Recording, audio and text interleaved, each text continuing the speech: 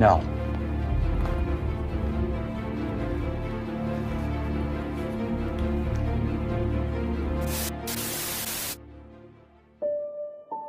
Kisah dibuka dengan memperlihatkan dua orang gadis yang nampaknya bangun kesiangan.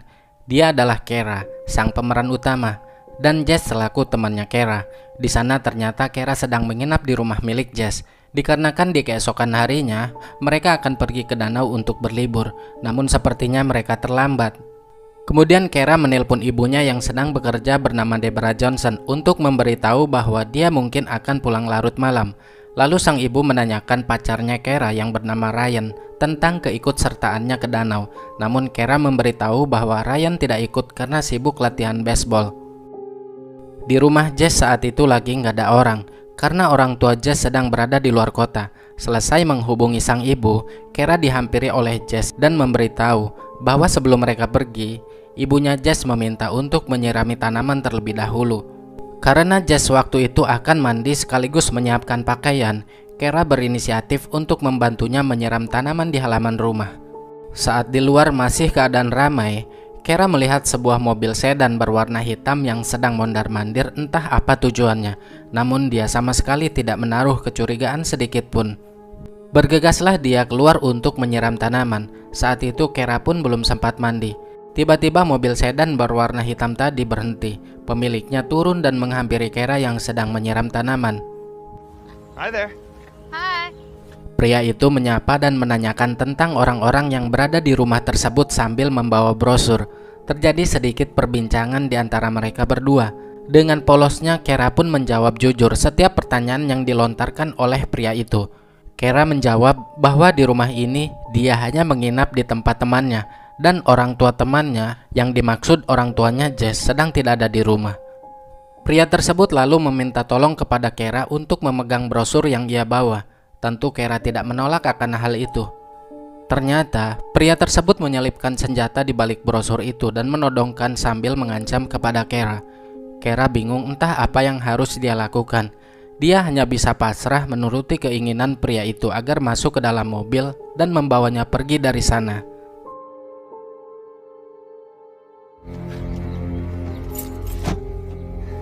Jess yang sudah selesai mandi pun memanggil-manggil nama Kara, namun tidak ada jawaban darinya. Dia curiga ada sesuatu yang tidak beres setelah menemukan selang air yang masih menyala dalam keadaan tergeletak. Kara! Kara!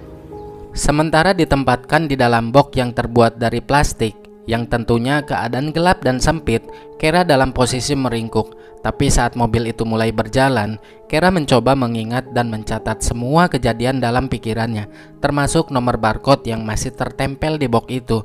Dia menghitung setiap pemberhentian, setiap belokan, dan mengenali setiap suara yang dia dengar, berharap nantinya Kara bisa menemukan jalan pulang lagi. Karena panik, Jess bergegas menghubungi ibunya Kara dan menanyakan keberadaannya. Namun sang ibu juga tidak mengetahui Kara berada di mana. Jess mengira bahwa Nyonya Johnson telah menjemputnya dari rumah. Di kantor sana, sang ibu mencari nomor telepon Ryan, yaitu pacarnya Kara. Dia menanyakan keberadaan Kara. Ryan mengira bahwa Kara sedang berada di danau bersama Jess. Tapi sang ibu menyangkal dan berkata bahwa Kara telah hilang. Di sini pacarnya pun panik dan akan melaporkan kepada pihak yang berwajib. Di sisi lain, ternyata Kara dibawa ke sebuah apartemen milik pria itu. Di sana pria itu akan melepaskan semua ikatan Kara, tapi dia harus berjanji jangan sampai berteriak. Kemudian Kara dibawa ke kamarnya dan menjelaskan 3 aturan yang harus dia patuhi. Yang pertama, dia menjelaskan bahwa dia memiliki senjata yang akan dibawanya kemana-mana, jadi jangan coba-coba kabur. Dan yang kedua, Kara diperintahkan oleh pria itu untuk memanggilnya ayah. Yang ketiga, Kara harus menuruti semua perintahnya, dan jika dilanggar salah satu perintahnya, maka dia akan menerima konsekuensinya. Yes, Daddy. Kemudian Kara ditanya-tanya tentang kehidupan pribadinya, mulai dari nama, umur, nama orang tua, nama pacar, dan pernah melakukan gituan nggak sama pacarnya. Semua dipertanyakan dengan sangat detail. Setelah itu Kara digituin oleh pria yang belum diketahui identitasnya tersebut secara berkali-kali. follow the rules. Tidak tinggal diam begitu saja, sang ibu cemas memikirkan putrinya itu. Dia mencoba menghubungi seorang pria bernama Ron. Namun tetap saja, Kara tidak ada di sana. Jadi orang tua Kara ini sudah berpisah, dan Ron adalah ayah kandungnya Kara. Missing, Ron. Kara's gone missing. Selama berada di apartemennya, Kara selalu diancam. Jika berani berteriak apalagi kabur, maka pria tersebut tidak akan segan-segan untuk menghabisinya. Tentu hal itu membuat dia merasa ketakutan. Namun meskipun demikian, dia tetap tenang dan mulai membangun komunikasi yang baik dengan si pelaku agar tetap selamat. Secara tidak sengaja, Kara mendengar suara burung piaraan milik pria tersebut. Kara terus mengajak ngobrol dengannya sambil mengumpulkan informasi. Awalnya obrolan itu ringan-ringan aja, sampai tidak terasa pria itu mulai bercerita bahwa dirinya adalah seorang mantan militer yang diberhentikan secara tidak hormat dari angkatan laut karena suatu masalah.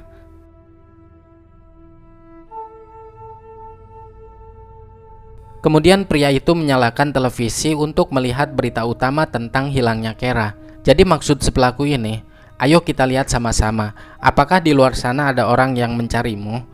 Tapi karena saat itu Kara baru hilang 8 jam sebelumnya, tentu saja belum masuk laporan pemberitaan utama di televisi.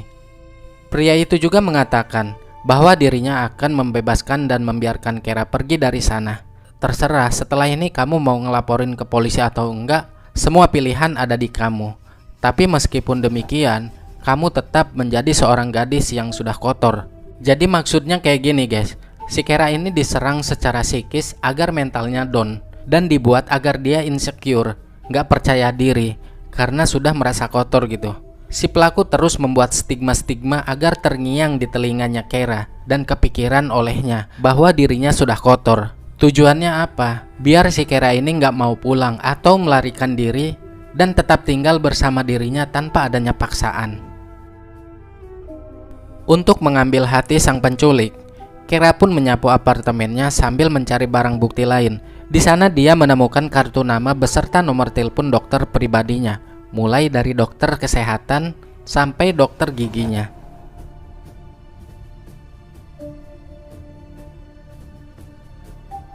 Sisi lain di kantor polisi, sang ibu melaporkan atas hilangnya Kara yang tidak seperti biasanya. Sang ibu menjelaskan bahwa putrinya itu bukan anak sembarangan. Dia cukup cerdas. Jika dia pergi kemana-mana, pasti akan memberitahu orang terdekat. Dan sampai sekarang pun belum ada kabar. Kemudian kepala sheriff yang berada di sana menugaskan seorang detektif untuk menyelidiki kasus ini dan menyuruh Debra agar segera pulang menunggunya di rumah saja. Di apartemen, pria itu akan menelpon seseorang. Karena percakapannya tidak ingin terdengar oleh Kara, pria itu lalu memasukkan kembali ke dalam box sambil berkata bahwa dia akan menyumpal mulutnya lagi. Di dalam box yang pengap, Kara mulai mengalami serangan panik dan hyperventilasi atau nafas yang berlebihan. Mendengar hal itu, si penculik mendatangi Kara lagi dan memarahinya agar jangan berisik. Pria tersebut membuka tutup mulutnya Kara. Kara menjelaskan bahwa dirinya tidak bisa bernafas. Dia tidak akan menyumpal mulutnya lagi, tapi dengan syarat jangan sampai bersuara. Kara pun menuruti perkataan pria itu agar tetap selamat. Malam pun semakin larut. Saatnya mereka untuk tidur. Si pelaku memasukkan Kara ke dalam kamar. Dia memborgol pergelangan tangan dan mengikat Kara dengan tali yang telah ia persiapkan di bagian sudut tempat tidur. Pria itu tidur di ranjang yang sama karena takut tawanannya kabur.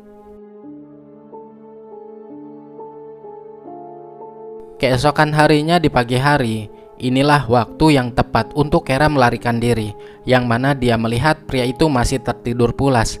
Tentu untuk bisa melepaskan ikatannya bukanlah perkara yang mudah.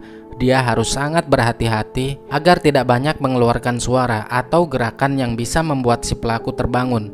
Dengan penuh ketenangan, Kara berhasil melepaskan ikatan tali di tangannya menggunakan mulut dan gigi. Setelah semuanya terlepas, perlahan dia menyusuri ruangan itu dan mencari pintu keluar. Awalnya dia sempat ragu dan takut jika melarikan diri dari sana. Namun setelah dipikir kembali bahwa ini adalah waktu yang tepat, akhirnya dia pun berlari sekencang-kencangnya untuk mencari bantuan.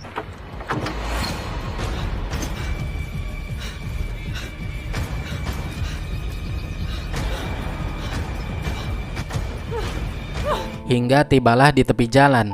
Secara kebetulan dia melihat mobil yang melintas dan menghentikannya. Kara berkata bahwa dirinya diculik oleh seseorang yang berada di apartemen itu. Dia meminta tolong untuk diantarkan ke kantor polisi. Dua orang pria yang berada di dalam mobil menyuruhnya masuk dan mengantarkannya ke kantor polisi.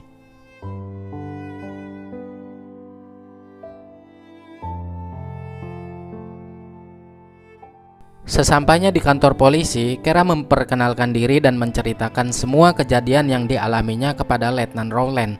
Dia juga menjelaskan ciri-ciri si pelaku yang menculiknya. Sang letnan bertanya, "Bagaimana kamu bisa sampai di sini?" Kara menjawab bahwa dirinya mencegat mobil yang melintas di dekat lokasi kejadian. Orangnya masih ada kok menunggu di luar. Sang letnan pun menyuruh Kara masuk ke ruangannya untuk ditindaklanjuti. Sambil menunggu, dia memerintahkan bawahannya agar mencari berkas laporan orang hilang atas nama Kara Robinson. Seorang polwan menghampiri pengemudi mobil yang telah mengantarkan Kara dan mengajukan sedikit beberapa pertanyaan tentang lokasi di mana mereka bertemu dengan gadis itu. Saat sedang menceritakan kronologi bagaimana dirinya bisa kabur dari si penculik, tiba-tiba polwan tadi datang dan memberikan laporan berkas tentang hilangnya Kara Robinson yang dilaporkan oleh sang ibu 18 jam yang lalu.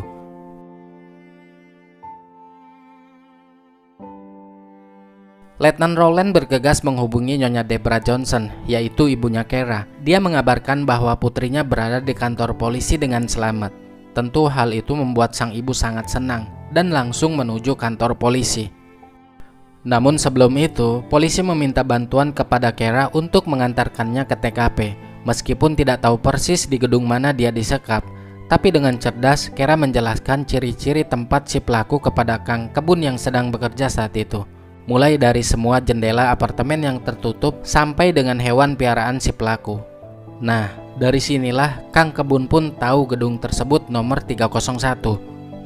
Setelah mendapatkan informasi apartemen si penculik itu, mereka pun kembali ke kantor sambil meminta bala bantuan pasukan khusus untuk melakukan penangkapan. Mereka menganggap pria itu berbahaya karena memiliki senjata. Singkatnya, setelah Kara bertemu dengan sang ibu di kantor polisi, para polisi pun bergegas menuju TKP untuk menangkap si pelaku. Ternyata pria itu sudah kabur dari sana. The area, surrounding buildings, parking lots, and get Kara to make that ID. Yes, sir. Clear. Tidak menyerah begitu saja, sambil menunggu surat penggeledahan dikeluarkan, para polisi mencari tahu tentang siapa pemilik gedung apartemen nomor 301 kepada pihak pengelola. Setelah mendapatkan foto sang penculik dan beberapa foto pemilik gedung apartemen lainnya, polisi bergegas menemui Kara dengan maksud untuk mengetes kejelian gadis berusia 15 tahun itu dan memperlihatkan beberapa foto kepadanya sambil berkata, "Coba kamu lihat apakah si pelaku ada di dalam foto tersebut." Kara pun melihatnya dan ternyata pilihan Kara tepat bahwa si pemilik gedung apartemen nomor 301 yang ada di gambar nomor 4. Di sini barulah diketahui nama si penculik itu bernama Richard Evonitz. Mark Evonitz. Unfortunately, that's the man that is leasing the apartment. Mendengar kabar si pelaku belum tertangkap dan masih berkeliaran, tentu membuat ibunya Kara emosi. Dia khawatir jika hal itu bisa mengancam keamanan putrinya lagi. Di sana, Kara menambahkan informasi agar Richard segera ditemukan. Dia memberikan keterangan bahwa si pelaku adalah mantan anggota marinir Angkatan Laut. Kara juga waktu itu melihat foto seorang wanita bersamanya, yang diduga kalau itu adalah istrinya. Dia menemukan kartu nama beserta nomor telepon di apartemen si penculik. 35556714. Dr. Reeds in the phone. Dr. Greg Nublin and the number 562-803-555-803-555-8. Kara berpesan kepada polisi, mereka harus membongkar sebuah kotak besar yang digembok tepat di bawah kandang hewan piaraannya. Dia curiga ada sesuatu hal yang lebih besar dari ini, karena waktu itu dia diwanti-wanti jangan menyentuh box tersebut.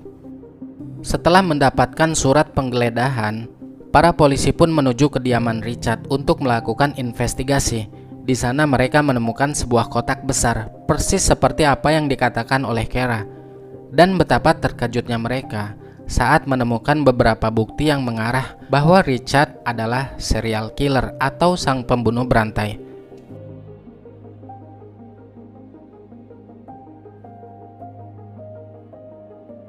Pencarian besar-besaran pun dilakukan di setiap penjuru kota. Bahkan FBI ikut terlibat dalam kasus ini.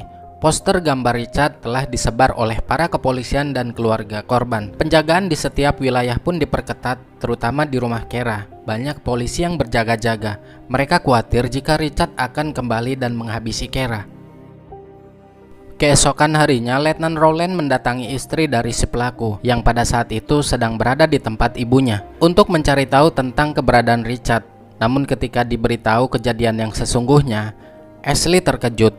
Dia tidak menyangka jika suaminya tega berbuat hal itu, karena selama tinggal bersama dirinya, tidak ada perilaku-perilaku aneh yang menyimpang dari sang suami. Dengan sikap kooperatif, salah satu saudari Richard memberitahukan penyidik informasi penting tentang di mana Richard berada. Richard sempat menelpon saudarinya itu dan berkata jika dia berada di sebuah motel yang jaraknya lumayan jauh dari sana. I'm sorry. Contacted me yesterday afternoon. Ivonitz is at this motel outside of Orangeburg. Be there. Not check out. Her name's Stephanie Newell. She hasn't talked. Tidak menunggu waktu lama, tim kepolisian pun segera diluncurkan ke lokasi yang dimaksud. Namun sayangnya, saat tiba di motel tersebut, Richard sudah melarikan diri. Sepertinya ada seseorang yang memberitahunya jika polisi akan datang. Di tempat lain, Kara yang akan menonton pertandingan baseball pacarnya dilarang oleh sang ibu karena dia khawatir jika Richard akan menemukannya. Namun Kara membantah perkataan sang ibu. Dia tidak ingin terus-menerus mengurung dirinya di dalam rumah keadaan terpuruk. Kara ingin memberanikan diri melawan trauma yang telah dialaminya. Be normal, okay? I can do the things that I usually do. I need to let him take this away from me too. Lalu polisi melacak teleponnya Richard dan dia berada di daerah Jacksonville, Florida. Richard waktu itu sedang berjalan menuju restoran. Tapi tiba-tiba dia melihat mobil polisi yang terparkir di persimpangan jalan. Karena merasa bersalah, dia berlari sekencang-kencangnya diikuti oleh 2 orang polisi yang mengejarnya. Aksi kejar-kejaran pun terjadi di sini. Yang singkatnya, Richard terkepung oleh mereka. Unit 113, where are you at? All units, repeat, all units. Suspect is armed, requesting backup. Put down your weapon! About to stand off with armed suspect. Mereka bertiga saling menodongkan senjata, tapi tanpa diduga, Richard malah mengakhiri hidupnya sendiri. It's over! Put down your weapon! Keesokan harinya, Sheriff Price mendatangi rumah Kara untuk memberitahukan kabar tersebut kepadanya. Sheriff itu mengatakan bahwa kamu adalah seorang pahlawan yang menyelamatkan banyak orang, dan untuk si pelaku, merupakan kesalahan terbesar yang pernah dilakukan karena telah menculik gadis secerdas Kara hingga semuanya bisa terungkap. Dia sekali lagi mengucapkan terima kasih dan bangga kepadanya. You're a hero. Saved yourself. You're a hero, Kara.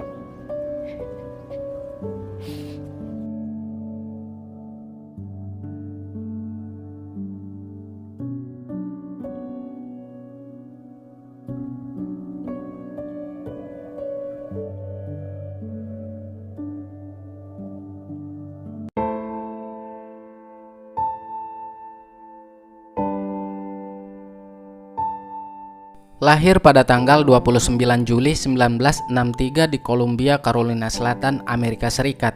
Dia anak tertua dari 3 bersaudara. Dia dibesarkan di lingkungan keluarga yang bermasalah. Gimana enggak, ayahnya adalah seorang alkoholik, temperamen, dan sering berbuat kasar kepada keluarga, terutama kepada Richard. Dalam suatu kesempatan, ayahnya menenggelamkan hewan piaraan Richard tepat di hadapannya. Dan menurut laporan, bahwa ketika Richard berusia 6 tahun, sang ayah menghukumnya dengan cara yang tidak wajar karena melakukan sedikit kesalahan. Jadi karena dia nggak sengaja nyipratin air ke makanan burgernya, dia langsung dihukum. Selain dia sendiri, Richard juga sering melihat adik perempuannya oleh sang ayah karena nilai rapotnya jelek. Dan menurut laporan dari salah satu keluarganya, sejak kecil Richard sering menyaksikan kedua orang tuanya berselingkuh. Jadi tidak hanya ayahnya saja, tapi ibunya juga bermain serong. Kebayang nggak tuh mentalnya seperti apa? Dan di usia yang ke-12 tahun, dia mulai berani mengikuti jejak sang ayah. Sering minum minuman, berani mencoba barang-barang terlarang. Nah, singkat cerita, pada tahun 1987, di usianya yang ke-24 tahun, dia mulai berurusan dengan hukum atas tindakan pelecehan ketika dia mengekspos dirinya pada seorang gadis berusia 15 tahun. Jadi dia melakukan on and in di depan gadis itu. Dan atas tindakannya tersebut, dia dijatuhi hukuman 3 tahun masa percobaan. Pada tanggal 9 September 1996, Richard menculik Sofia Silva yang berusia 16 tahun dari halaman depan rumahnya di Virginia. Dan pada tanggal 1 Mei 1997, Richard kembali menculik seorang gadis berusia 15 tahun bernama Christine, disusul oleh Kathy Liz berusia 12 tahun di bulan yang berbeda. Dia melakukan hal itu ketika istrinya sedang tidak ada di rumah. Jadi istrinya ini sering nginep di rumah orang tuanya. Diambillah kesempatan untuk mewujudkan aksi kriminalnya itu, menculik gadis-gadis yang lewat di depan rumah. Terus dianu-anunya, setelah puas lalu dihabisinya. Bahkan istrinya pun kaget suaminya berani berbuat hal seperti itu setelah kasusnya terungkap. Dan yang terakhir, pada tanggal 24 Juni 2002, Richard menculik Kara yang pada waktu itu usianya 15 tahun. Sepandai-pandainya bangkai ditutupi, pasti akan tercium juga. Richard kena sialnya saat berurusan dengan Kara, yaitu seorang gadis cerdas yang bisa melarikan diri dalam waktu 18 jam dari penculiknya, seperti yang ada di film ini. Nah, itulah kehidupan si pelaku semasa kecilnya, hingga setelah dewasa dia tega melakukan hal-hal di luar nalar manusia normal pada umumnya. Guys, kebanyakan di video-video saya selalu menjelaskan latar belakang si pelaku kejahatan, karena menurut saya itu penting sih, bukan hanya sekedar nonton dan selesai begitu aja. Tapi saya pribadi ya, kadang penasaran kok tega ya melakukan hal seperti itu. Ada masalah apa sih di masa lalunya? Tujuannya agar menjadi evaluasi di kehidupan kita. Nggak boleh melakukan hal seperti ini, nggak boleh melakukan hal seperti itu, supaya mental si anak ini nggak terganggu saat dewasa kelak. Makanya mohon maaf jika video saya kadang terlalu panjang durasinya, untuk berbagi informasi seputar dunia kriminal beserta masa lalunya.